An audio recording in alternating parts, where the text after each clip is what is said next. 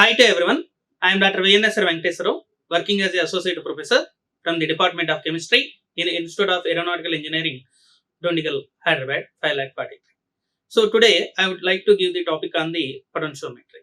So before starting the topic, first of all, we see what are the important topics covered in today's section. Okay. So the topics covered in today's section are first of all introduction to the potentiometry. Next, we discuss about principle of potentiometry. After that, we see working of the potentiometry. Next, types of potentiometric reactions, including electrodes. After that, we see applications. So first of all, let us start the introduction to the potentiometry. So first of all, potentiometry. So potentiometry is one of the important instrumentation technique which is applicable for the determination of the volumetric titrations like acid base and redox titrations, precipitations, and also complex symmetric reactions. And potentiometry mainly involves the difference in the potentials in between the two electrodes. That may be either reference electrode and indicator electrode. So it measures the potential difference between the two electrodes. So and the endpoint is determined with the help of that potential difference. So that's why it is called as a potentiometry technique. Now we see potentiometry is one of the methods of electroanalytical chemistry. So electroanalytical chemistry means the analytical techniques like qualitative and quantitative techniques. Analytical techniques, nothing but both qualitative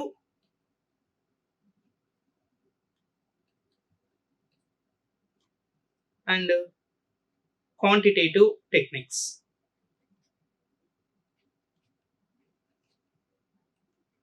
Quantitative techniques both are depends upon the electricity. So for example, if you can determine the pH of the solution, so that is based on the pH meter, or we can determine the acid base titrations like by using with the help of the mobility of ions, that is called conductometry based on electrical technique. And now our present technique is the potentiometry, which is also applicable for the determination of the, especially in the case of the redox reaction. So that's why it is called as a electroanalytical chemistry. Okay. So it is usually employed to find the concentration of a analyte in the concentration of a analyte solution in the solution of the given sample. So first of all, it is one of the important quantitative technique. So especially this potentiometry comes under category to determine the amount of the analyte present in the given sample solution. So potentiometric titration is a technique similar to the direct titration of a redox reaction. So redox reaction means the reaction simultaneously takes place both oxidation and reduction reaction. So redox means the reaction simultaneously takes place both oxidation and reduction reaction. So oxidation means loss of electron takes place, whereas reduction means gain of electrons takes place. So if parallelly the both processes occurs, that means loss of electrons and gain of electrons takes place simultaneously, both oxidation and reduction reaction, that is nothing but a redox reaction. Okay, so this potentiometry technique especially applicable to determine the endpoint of a reaction in especially redox reaction. That means to determine the concentration of a analyte solution. So it is a useful means of characterizing the acid. That means it is also applicable to determine the amount of acid present in a given sample solution. So and the advantage of the main instrumentation techniques are no indicator is used. For example, if you consider the following redox reaction, for example, the reaction between the dichrometry,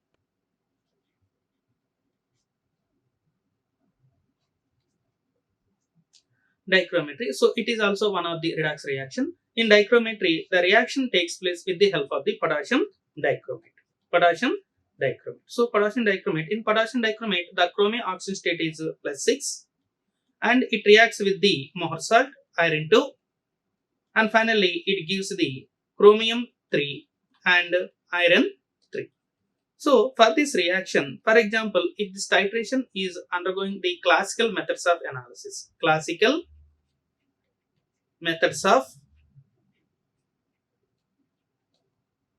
analysis. Classical methods of analysis we require a indicator. So that is called DPA. DPA means diphenyl amine indicator. Diphenyl amine indicator. But the same titration done by using the potentiometry, there is no need of the indicator. That means consumption of the chemical will be decreases and it takes place with less cost and inexpensive technique and no need of the indicator. So that's why that is the very advantage of the potentiometric technique, nothing but instrumentation technique. So compared to the classical methods of analysis, the advantages of the instrumentation are mainly two advantages. The first one is the titrations done in the very low concentrations. Low concentrations. And second one is no need of indicator. No need of indicator. So these are the two main advantages of the instrumentation techniques like potentiometry compared to a classical methods of analysis. The best example is in case of the redox reaction, we need a diphenyl amine indicator, but in case of the potentiometry, there is no need of that indicator. So that is the main advantage of the potentiometry compared to a classical methods of redox reaction. And instead the potential is measured across the analyte, typically an electrolyte solution. So that means it measures the potential difference present in the given sample solution. And for the purpose of to measure the potential difference present in the given sample solution, we require the two types of the electrodes are required. One is the reference electrode and second one is the indicator electrode. That means the potentiometry is mainly based on the two electrodes. One is reference electrode and the second one is the indicator electrode. Now we see the two electrodes mainly used. The first one is the indicator electrode, that is maybe either glass electrode or metal ion indicator electrode. So these two electrodes are examples for the indicator electrode. So indicator electrodes means which measures the potential present in a given sample solution. And the second one is the reference electrode. Reference electrode. So the reference electrodes are the best examples used in the potentiometry, nothing but the standard hydrogen electrode. And second one is the calomel electrode. And third one is the silver chloride electrode. Silver chloride electrode. Okay, so first of all, basically the potentiometry is mainly based on the two electrodes. The first one is the indicator electrode and second one is the reference electrode. The examples for the indicator electrodes are the glass electrode, ion indicator electrode with respect to metal ion indicator electrode. And second electrodes are the reference electrodes. The examples for the reference electrodes are the mainly standard hydrogen electrode, calomel electrode and silver chloride electrodes. These are the examples for the reference and indicator electrodes which are used in the potentiometry. So this is about the introduction to the potentiometry. Next we move to the principle of potentiometry. So first of all, what is the principle of potentiometric reactions? So the potentiometric titration principle is similar to that of the potentiometry principle. Why? Because the endpoint of a reaction is determined with the help of the change in the potential difference in between the two electrodes. So that's why the principle of the potentiometric titration is similar to that of the potentiometer. So when the pair of electrodes are placed in a sample solution or analyte, it shows the potential difference between the two electrodes by the addition of a titrant or by the change in the concentration of ions. So see in the diagram, the titrant solution is added from the burette. And this is an analyte solution or sample solution. Okay, and there are two electrodes. One is saturated calomel electrode and second one is the indicator electrode. So this saturated calomel electrode is considered as a reference electrode. Reference electrode. And this indicator electrode is nothing but maybe either metal ion indicator electrodes or any difference between the electrodes. So first of all, this reference electrode is nothing but a saturated calomel electrode. So this saturated calomel electrode is also called as a secondary reference electrode. Secondary reference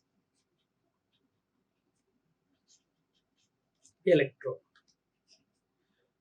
And the primary reference electrode is nothing but a standard hydrogen electrode.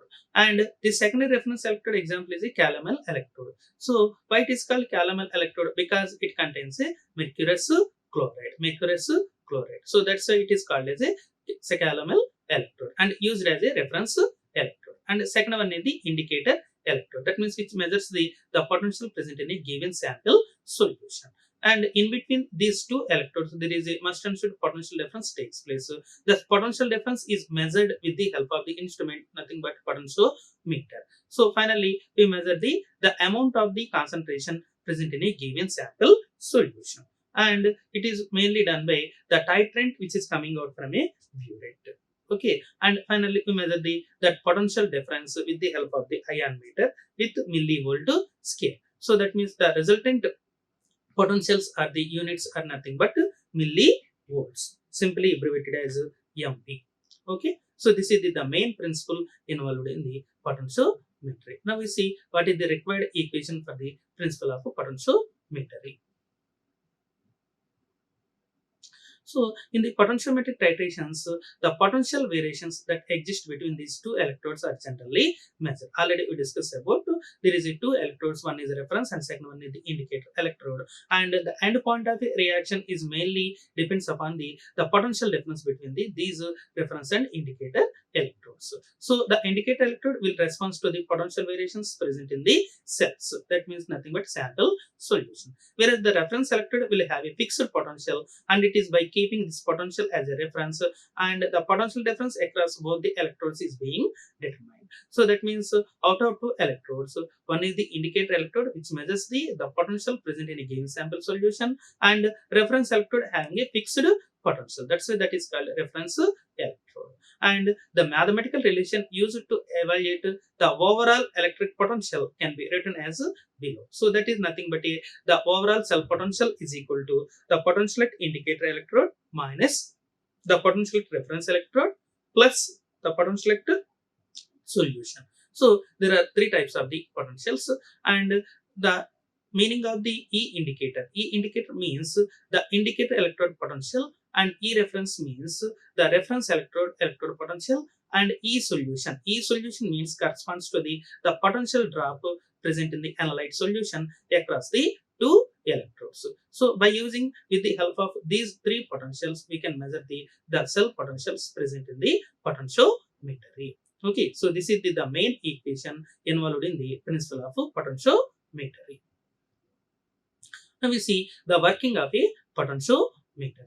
So in the potentiometry, we measure the potential of an electrochemical cell under static condition. So static means standard condition. Electrochemical cell. Electrochemical cell means the cell which converts the chemical energy into electrical energy. So especially in the case of the galvanic cell, what happens? The chemical energy converts to electrical energy. So that means, for example, if you can take an as a galvanic cell, there are two electrodes. One is zinc present in zinc sulfate solution that can be considered as a anode, and second one copper rod present in copper sulfate solution that is considered as a cathode. Okay, so first one zinc rod dipped in zinc sulfate solution considered as a anode, and second one copper rod dipped in a copper sulfate solution considered as a cathode. So in between two there is a transfer of electrons takes place. That means with the help of the oxidation and reduction reactions. So that's why this is called electrochemical cell reaction. So for example, at anode, what happens? Zinc undergoes oxidation with the help of two electrons, and at cathode, what happens? The copper plus 2 is present in the solution. By taking two electrons converts into copper. So finally, what is the reaction takes place in between two? That means zinc copper plus 2 gives rise to zinc plus 2 and copper. That means we observe this reaction. Zinc undergoes oxidation and copper plus 2 copper undergoes redox reaction. So that means the reaction simultaneously takes place both oxidation and reduction reaction.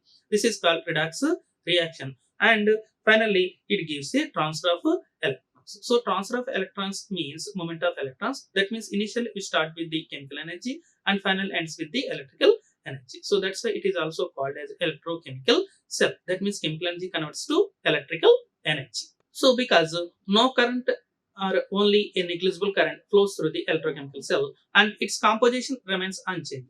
So because of the based on this reason, the potentiometry is useful quantitative methods of analysis. Already we discussed about analytical chemistry is one of the important technique which is mainly involves both qualitative and quantitative methods of analysis. But potentiometry especially useful for the quantitative methods of analysis. And in potentiometric measurements, the potential between the two electrodes is measured using a high impedance voltmeter. So that means the voltmeter having the characteristic property nothing but high impedance voltmeter. Using of a high impedance voltmeter is important because it ensures that current flow is negligible. That means since there is no net current, there are no net electrochemical reaction. Hence the system is in equilibrium. That means the rate of formation of the reactants, that means equal to the rate of concentration of the products. That means equilibrium means it is represented by K. K means the concentration of products should be equal to the concentration of reactants. And at its most fundamental level, the potentiometer consists of two electrodes inserted in two solutions connected by a salt bridge. So the voltmeter is attached to electrodes to measure the potential difference between them. So especially the voltmeter is applicable to determine the potential difference between the reference and indicator electrodes. Now we see the diagram. So this is the diagrammatic representation for a potentiometer. So there are two types of the electrodes. One is reference electrode. Reference electrode may be either standard hydrogen electrode or calomel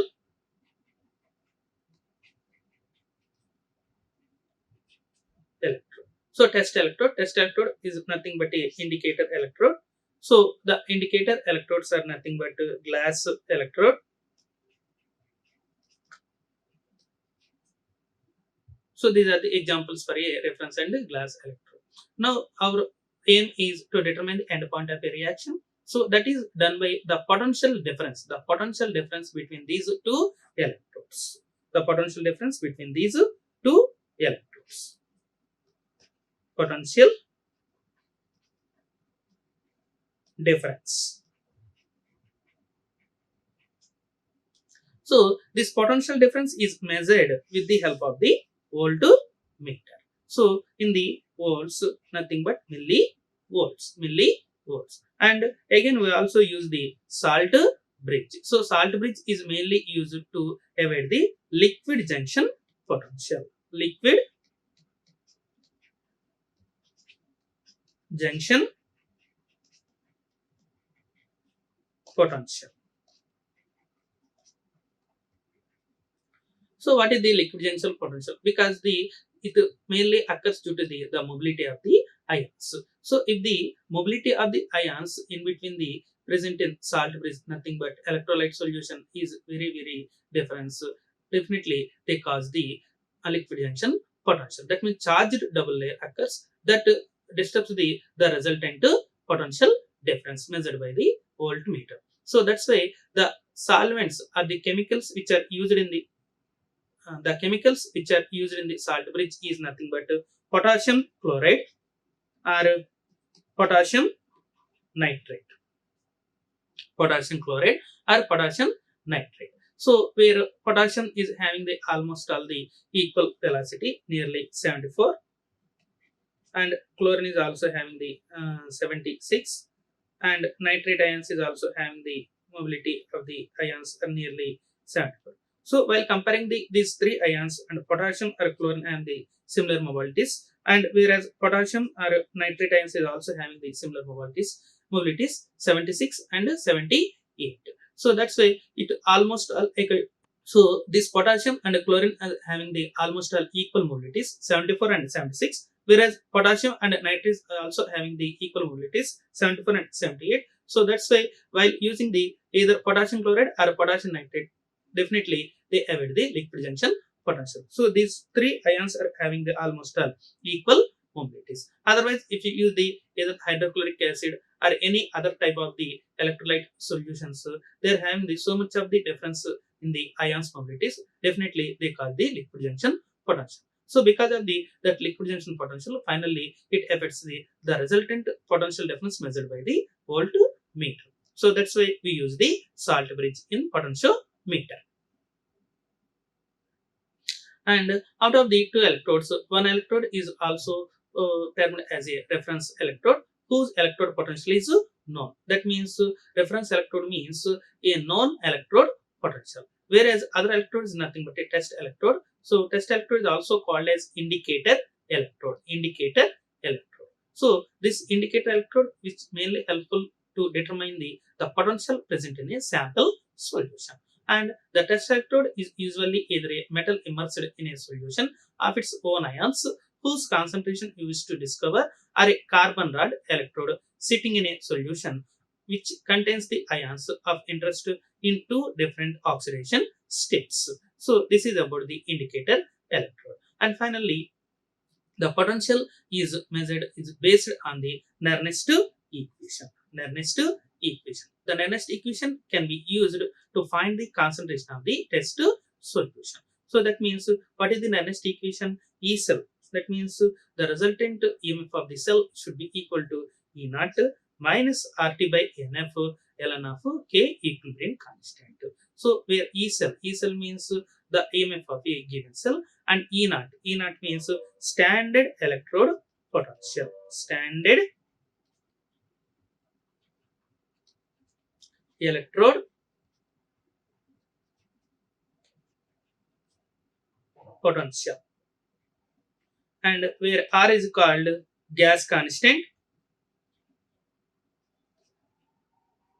capital T is equal to absolute temperature, and small n means number of electrons transferred, and where capital F is nothing but a 1 Faraday,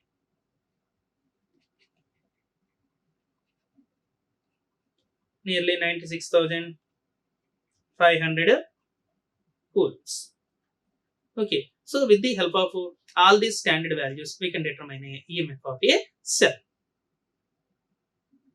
And this is the overall diagrammatic representation of a potentiometer. Okay, so now the indicator electrode forms an electrochemical off cell with the interested ions in the test solution. That means the electrochemical cell is mainly depends upon the indicator electrode, and the reference electrode forms a other off cell. So that means in between these two cells, that means electrochemical cell and off cell, we measure the potential difference. So that determines the end point of a reaction. And E cell is recorded at intervals as a titrant is added. So from the burette, and a graph of potential against volume is added can be drawn, and the end point of a reaction is halfway between the jump in the voltage. So that means with the help of the jump in the voltage, we measure the potential difference. With the help of that potential difference, we can measure the volume of titrant is consumed for the end point of a reaction. So E cell depends upon the concentration of interested ions with which the indicator electrode is contact.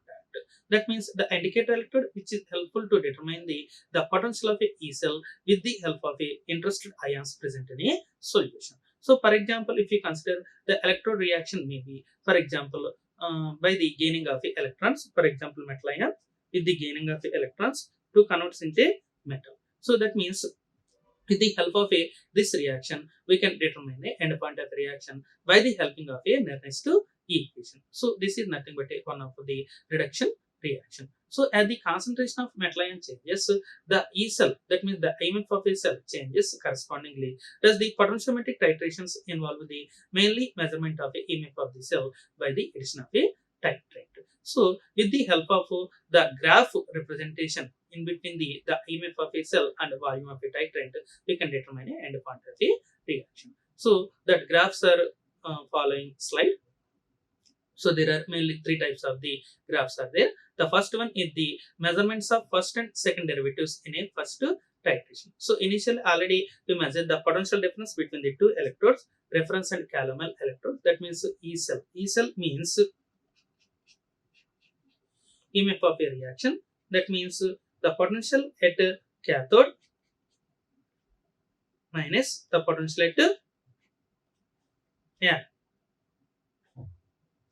Okay, so this is EMF of a cell with the help of the both reference and indicator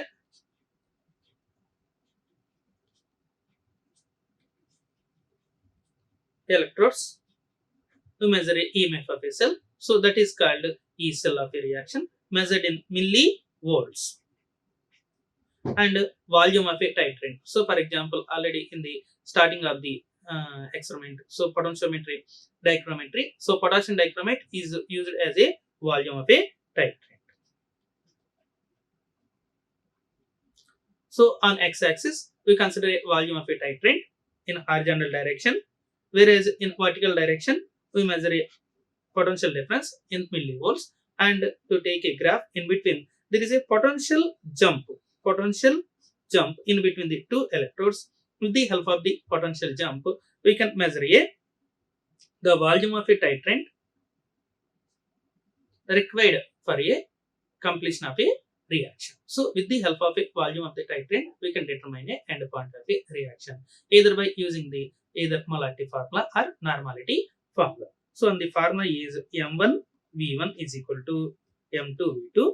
If you consider a molarities or in normalities, N1 V1 is equal to N2 V2. So if you consider normalities, so basing on these two formulas, with the help of the volume of a titrant, we can determine a end point of a reaction.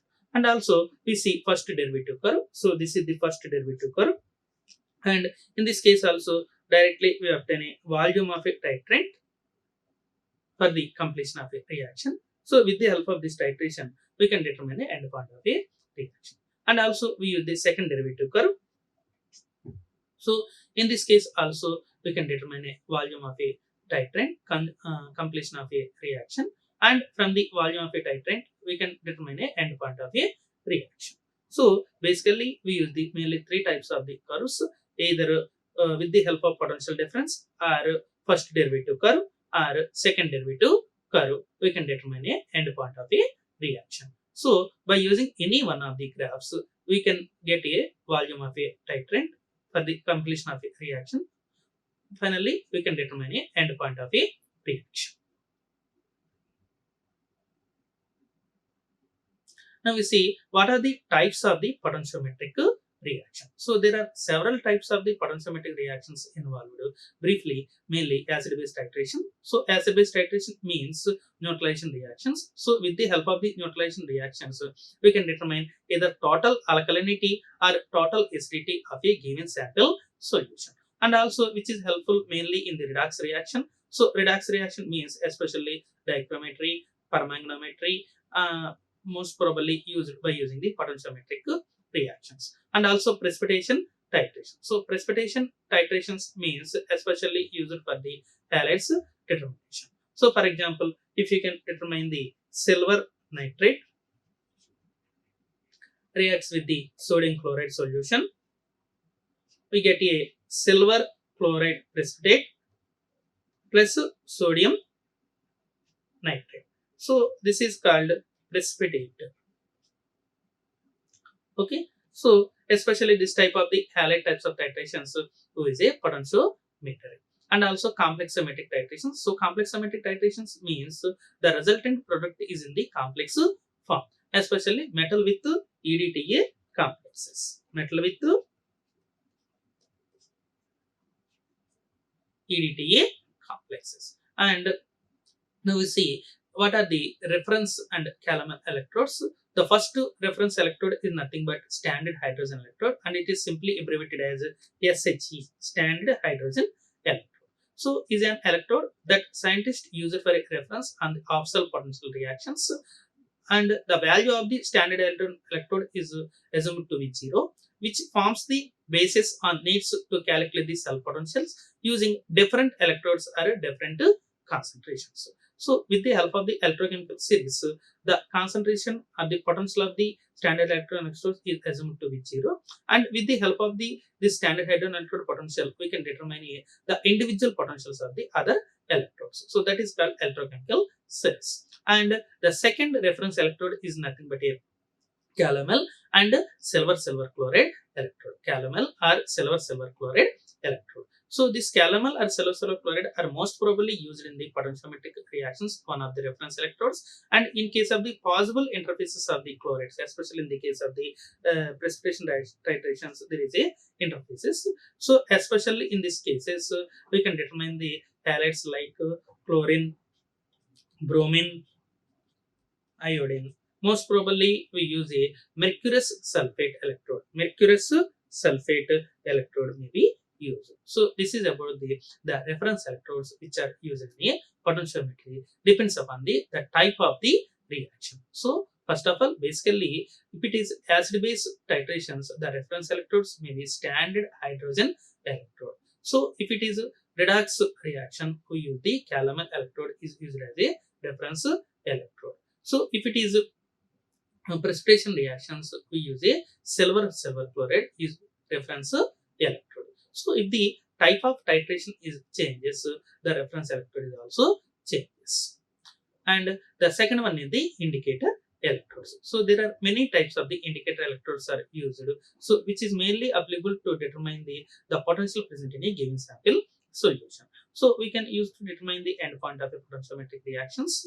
That means moreover, some of the examples are glass electrode or metal ion indicator electrode. So this glass electrode is especially applicable to determine a pH of a given sample solution, especially in acid-base titrations, whereas metal ion indicator is applicable for the EDTA complexometric reactions. So in this case, indicator electrode also the electrode may be changes with respect to the type of the titration. So especially in the case of the acid-base titrations, we use the glass electrode preference use takes place, whereas complexometric reactions we use the metal ion indicator electrode is used for the purpose of endpoint of a reaction. So basically, this indicator electrode is mainly applicable to determine a endpoint of a potentiometric reaction. So the endpoint of a potentiometric reaction is mainly depends upon the potential difference between the reference and the indicator electrodes. So it depends upon the type of the reaction, the reference electrode or the indicator electrode may be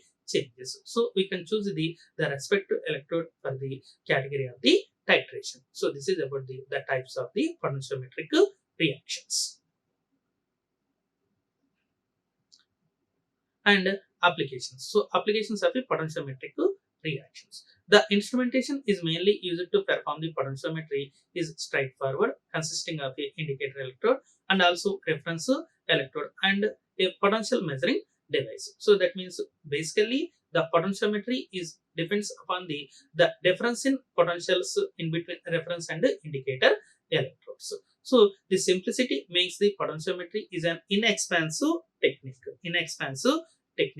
Compared to a atomic spectroscopy or ion chromatography. So all these techniques comes under category of the analytical techniques. So this analytical techniques, out of all that, the potentiometry is the best electroanalytical technique because it is inexpensive technique and it is simply based on the potential difference between the reference and indicator electrodes. So that's why this is having a wide range of the applications. So potentiometry based analysis methods are highly important in the field of electrochemistry and are commonly used for the determination of different organic and inorganic ions in various areas. So especially in the industry, process control and environmental, industrial, agricultural analysis, also medicinal drug analysis. So especially in the case of the agricultural analysis for the determination of the zinc present in a soil, and also in the case of the environmental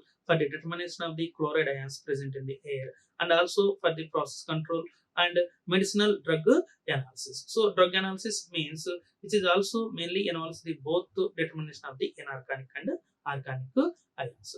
So while taking any type of the analysis, especially process control, environmental, industrial, agricultural, and medicinal drug analysis, definitely we use the potentiometry because of the it is a very simple technique and inexpensive technique. Okay, so this is about the applications of the potentiometry. Thank you. Like, share and subscribe.